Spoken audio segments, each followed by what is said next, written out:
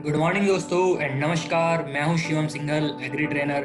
स्वागत करता हूं आप सभी लोगों का एक बार फिर से हमारे एग्री ट्रेनिंग प्रोग्राम में। दोस्तों, आज हम लोग बात करने वाले हैं गेहूं की फसल की और हम जानेंगे कि वेस्टीज के एग्री प्रोडक्ट्स को स्टेप बाय स्टेप किस प्रकार से हम गेहूं की फसल में प्रयोग कर सकते हैं। अगर आप चैनल पर नए हैं तो प्लीज चैनल को सब्सक्राइब कर लीजिएगा, बेल आइकन को प्रेस कर लीजिएगा, जिससे कि नई नई वीडियोस के नोटिफिकेशंस आपको प्राप्त होते रहें। तो आइए स्टार्ट करते हैं कुछ बेसिक के साथ।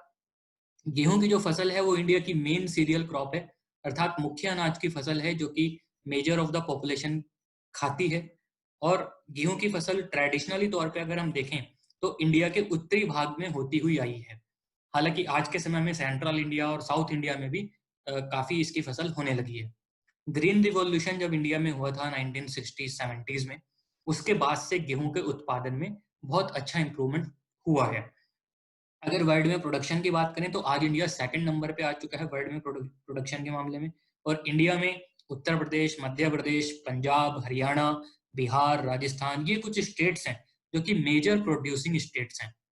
अगर फेवरेबल क्लाइमेट की बात करें तो गेहूं की फसल को आमतौर पे ठंडा वातावरण पसंद होता है, ठंडा मौसम चाहिए होता है। जब हम गेहूं की फसल की बुआई करते हैं उस समय पे 20 से 25 डिग्री सेल्सियस का नॉमिनल टेम्परेचर सही रहता है बुआई करने के लिए। जैसे जैसे फसल आगे ग्रोथ करती है उस टाइम पे उसको और भी ठंडा टेम्परेचर चाहिए होता है। तो 10 डिग्री 5 डिग्री तक भी टेम्परेचर आएगा तो कोई दिक्कत नहीं है, और कम टेम्परेचर भी आएगा तो भी फसल काफी स्ट्रांग होती है, उसको सहन कर लेती है। और जैसे पकने का समय आता है, मैच्योरिटी का समय आता है, उस टाइम पे थोड़ा ड्राई एंड वार्म वेदर चाहिए होता है। तब तक बसंत ऋतु आ चुकी होती है जो कि फसल को पकने में सहायता करती है। जहां तक मिट्टी की बात है तो दोमट मिट्टी या जिसको हम लॉमी सॉइल कह सकते हैं वो अच्छी रहती है। वाटर होल्डिंग कैपेसिटी उसकी अच्छी होनी चाहिए, अच्छे से नमी बना सके और ड्रेनेज भी अच्छा रहे। ये कुछ बेसिक इंट्रोडक्शन था। अब हम प्रोडक्ट्स की तरफ चलते हैं। वेस्टीज की अगर हम प्रोडक्ट्स की बात करें तो सबसे पहले स्टेप नंबर 1 आता है बेसल एप्लीकेशन बिफोर और एट सोइंग। अब इसको समझना बहुत इंपॉर्टेंट है क्योंकि अलग अलग प्रैक्टिसेस हैं, अलग अलग प्रकार के किसान अलग अलग प्रकार के प्रैक्टिसेस करते हैं। काफी किसान हैं जो खेत को तैयार करते हैं, गोबर की खाद डालते हैं, फर्टिलाइजर्स डालते हैं, फिर उसके बाद बीज की बुआई करते हैं। काफी किसान हैं जो कि गोबर की खाद एक साल छोड़ के एक साल भी डालते हैं, या फिर काफी किसान हैं जो कि सिर्फ फर्टिलाइजर डालते हैं उसके बाद बीज की बुआई करते हैं। और दूसरी तरफ ऐसे भी किसान हैं जो कि बीज की बुआई और फर्टिलाइजर दोनों एक साथ ही डाल देते हैं शुरू में। मतलब अगर हम डीएपी डाल रहे हैं तो उसी के साथ मिला के बीज को डाल देते हैं। तो अलग अलग प्रकार के किसान हैं, काफी सारी वेरिएशंस हैं। मेरी कोशिश है कि मैं आपको ऐसा कुछ बता दूं जिससे कि आप डिफरेंट डिफरेंट वेरिएशंस के अकॉर्डिंग प्रोडक्ट को यूज करवा पाएं। दोनों ही कंडीशन में, किसी भी प्रकार की कंडीशन में आप शुरुआत में एग्री ह्यूमिक ग्रैनुअल, एग्री प्रोटेक्ट और एग्री बीएससी का प्रयोग कर सकते हैं।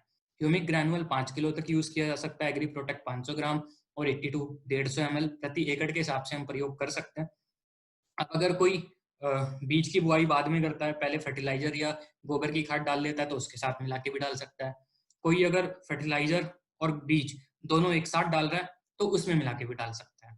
कोई प्रॉब्लम नहीं है, रिजल्ट आपको बहुत अच्छे वहां पे मिलने वाले हैं। मिट्टी आपकी उर्वरक बनेगी, पोरस बनेगी अर्थात भुरभुरी बनेगी, मिट्टी की वाटर होल्डिंग कैपेसिटी अच्छी रहेगी और फसल का विकास अच्छे से वहां पे हो पाएगा।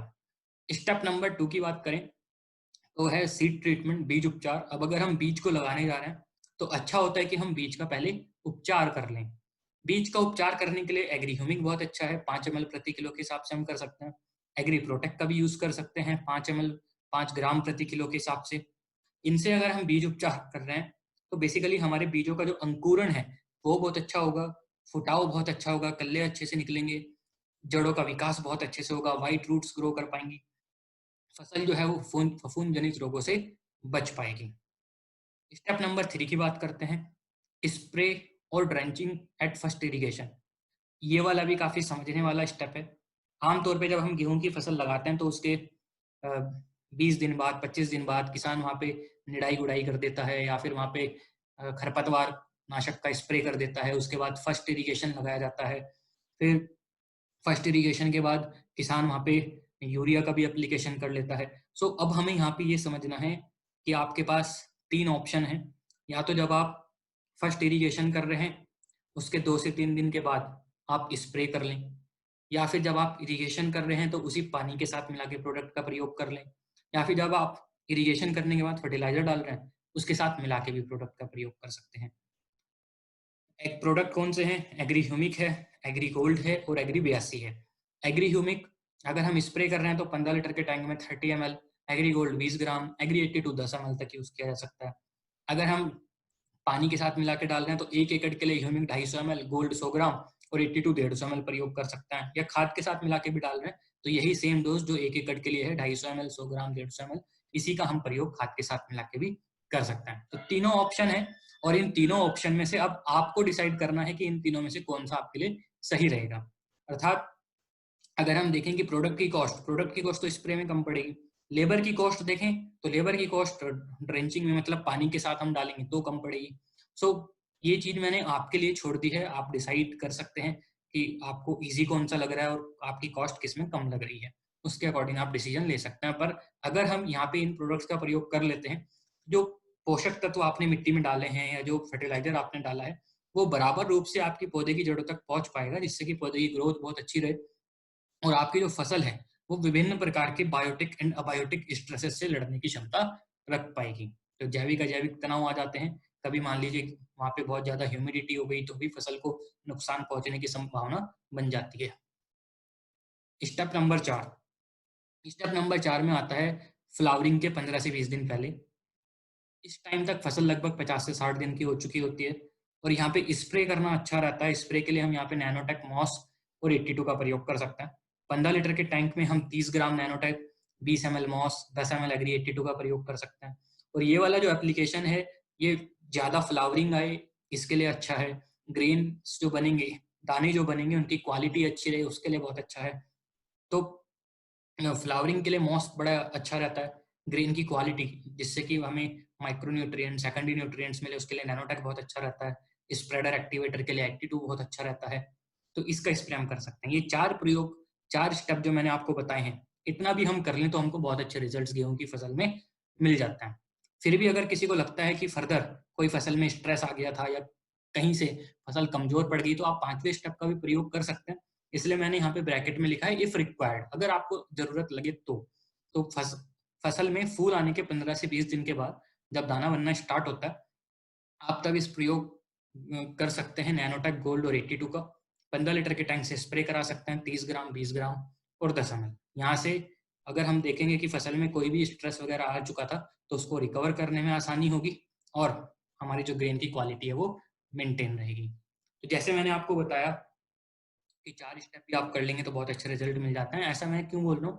क्योंकि गेहूं की फसल अपने आप में एक स्ट्रॉन्ग फसल है जो कि काफी हद तक मौसम के प्रभाव को भी सहन कर लेती है और किसान भी उस पर उसी हिसाब से कम खर्चा करता है।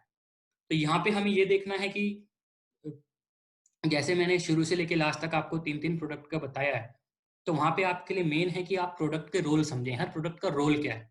मैंने ह्यूमिक डाला है तो क्यों डाला है, प्रोटेक्ट डाला है तो क्यों डाला है, हर प्रोडक्ट का हम रोल समझे। और हर प्रोडक्ट का रोल समझने के लिए आपको प्रोडक्ट की नॉलेज देनी पड़ेगी, जिसका लिंक मैंने डिस्क्रिप्शन में दिया हुआ है, उसमें आपको प्रोडक्ट की ट्रेनिंग आपको मिल जाएगी। आप अपने हिसाब से भी डिसाइड कर सकते हैं कि कहीं पे मैं 3 की जगह अगर 2 ही प्रोडक्ट यूज करना चाहता हूँ तो कौन से 2 मैं यूज करूँ और किन 2 का काम वहां पे है या जरूरत वहां पे है। तो वो आप अपने हिसाब से भी डिसाइड कर सकते हैं, बिल्कुल कोई हार्ड एंड फास्ट नहीं है कि आप बिल्कुल ऐसा ही करें। मेन चीज है कि आप ये समझें कि कौन सा प्रोडक्ट कौन सी स्टेज में काम करेगा। सो ये चीज बहुत इंपॉर्टेंट है समझने के लिए। आई होप कि आज की जो इन्फॉर्मेशन है वो आपको पसंद आई होगी, आप इसको यूज कर पाएंगे। आप हमारे साथ जुड़े रहिएगा। आज के लिए दोस्तों इतना ही। बहुत बहुत धन्यवाद। Thank you very much and नमस्कार।